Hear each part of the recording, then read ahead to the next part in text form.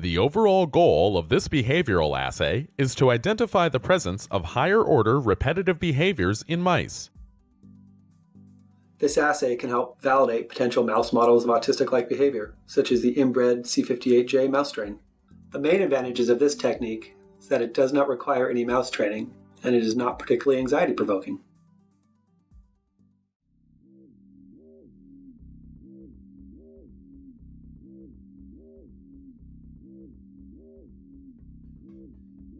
Begin by filling the testing arena, a clear plastic rectangular cage, with a ½ inch of corncob bedding.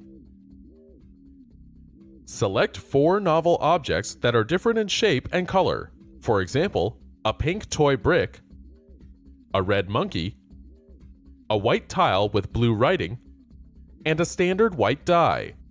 Ensure that these objects are approximately the same size and constructed with high-density plastic to facilitate cleaning and resist chewing.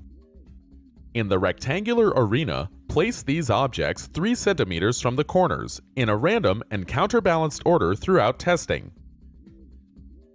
Record the placement of each object as a different number from 1 to 4.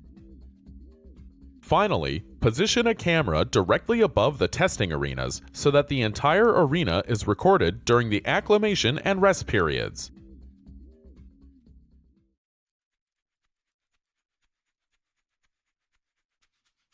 Begin testing at the beginning of the light cycle in a room illuminated with fluorescent lighting at approximately 100 lux. Ensure that lighting is uniform across the testing arena to standardize appearance while video recording. Then, place a note